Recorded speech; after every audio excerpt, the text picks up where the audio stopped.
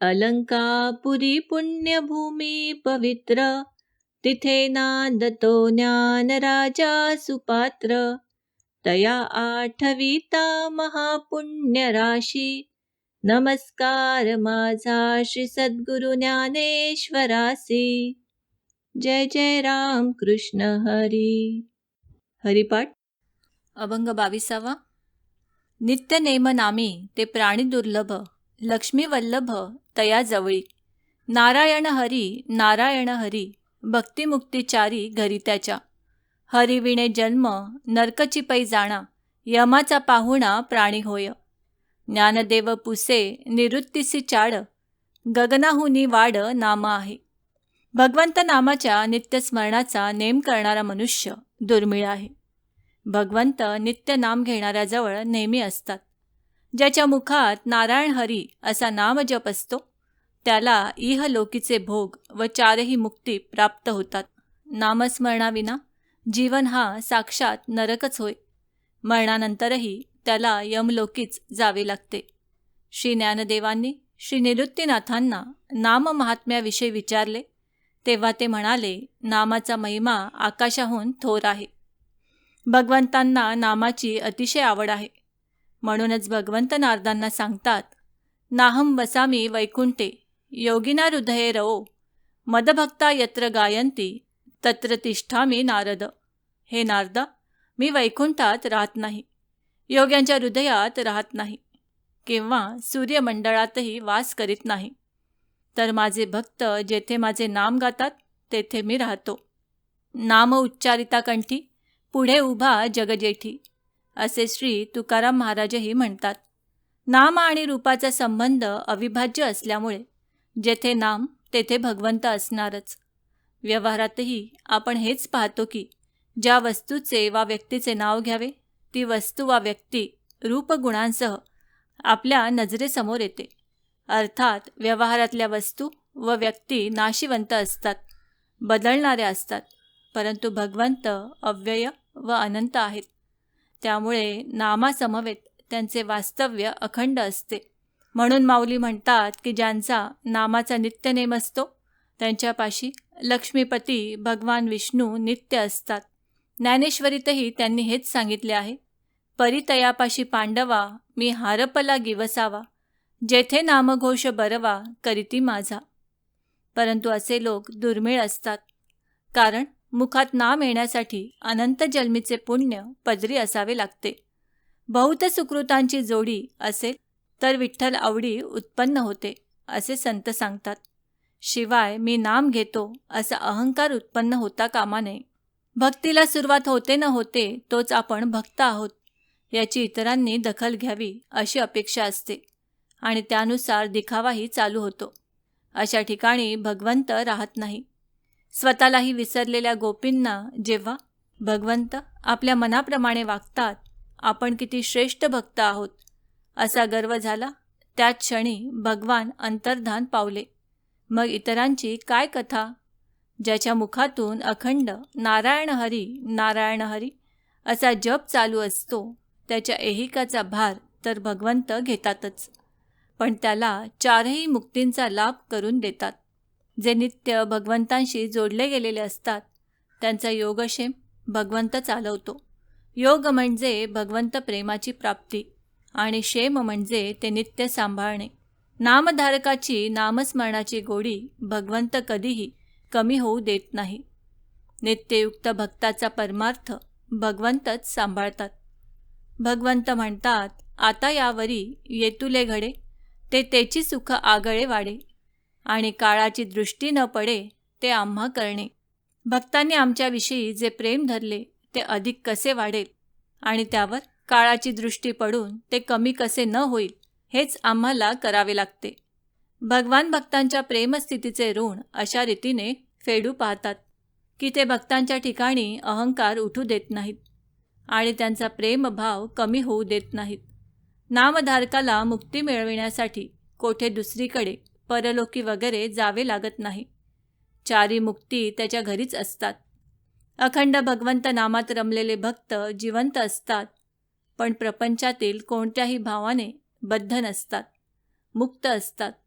म्हणून जीवनमुक्तीचा ते येथे अनुभव घेतात आणि जाणीव नेणीवरहित समाधीप्रमाणे त्यांच्या अंतःकरणाची स्थिती असते, म्हणून ते विदेहमुक्तीचाही अनुभव घेतात. या उलट स्थिती नामविमुखांची असते.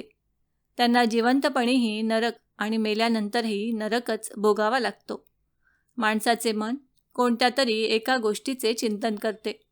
जेव्हा ते नामात गुंतते तेव्हा विषयांना विसरते आणि विषयात गुंतते तेव्हा नामाला विसरते. नामविमुखांचे मन अखंड विषयातच गुंतलेले असते. विषयात तात्पुरते सुख असते, ते अल्पकाळ टिकणारे असते, म्हणून ते दुःखमय असते. क्षणिक सुखच दुःख होय आणि हे दुःख विषयासक्त पुरुषांना सतत भोगावे लागते, म्हणून जिवंतपणी त्यांना नरक भोगावा लागतो असे म्हटले आहे. सतत नवनव्या अपेक्षा बाळगून त्या पूर्ण न झाल्याने विषयासक्त माणसे नेहमी दुःखातच जगतात. एका अर्थी हा नरकच नव्हे का? शिवाय या वासना पुऱ्या करण्यासाठी जी अनेक पापे करावी लागतात, त्यांचा परिणाम म्हणून मृत्यूनंतर यमयातना भोगाव्या लागतात. श्री ज्ञानदेव महाराजांनी आपल्या सद्गुरूंना विचारले की, गुरु महाराज, नाम म्हणजे शब्द. शब्द हा आकाशाचा गुण असल्याने त्याला उत्पत्ती व विनाश असणारच. मग उत्पत्ती व विनाशशील नामाचा एवढा महिमा कसा? श्री निवृत्तीनाथ म्हणाले, ध्वनिरूप शब्द हा आकाशाचा गुण आहे. वर्णरूप नाम हा आकाशाचा गुण नव्हे. ज्या आत्म्यापासून आकाश उत्पन्न झाले त्या आत्म्याचा वाचक शब्दनाम असल्यामुळे ते आकाशापूर्वीच अस्तित्वात असते व आत्मा जसा आकाशाहून व्यापक तसे ते नामही आकाशाहून व्यापक व आत्म्याप्रमाणे अविनाशी आहे. लक्ष्मीवल्लभ असे भगवंतांचे हे विशेषण सहेतुक आहे. सर्वजण लक्ष्मीच्या मागे लागलेले आहेत, पण ती सर्वांशाने कोणालाच प्राप्त होत नाही आणि जरी झाली तरी फार काळ टिकत नाही. आणि जिथे अंशतः प्राप्त होते तेथे पण ती अनेक अनर्थ निर्माण करते, त्याला सुखशांतीपासून परामुख करते. याचे कारण काय? तर लक्ष्मीवल्लभ तयाजवळ नसतो. लक्ष्मी कोठे राहते तर नारायणाजवळ. ती एका नारायणापाशीच स्थिरावते. ती महाविष्णूखेरीज अन्यत्र कोठेच रमत नाही. या लक्ष्मीचा अधिकार सामान्य नाही, पण अशी सामर्थ्य संपन्न असूनही तिने शांताकारम भुजंगशयनम अशा महाविष्णूंना वरले. समुद्रमंथन झाल्यावर ती प्रकट झाली व आली ती थेट श्री विष्णूंच्या पायापाशी.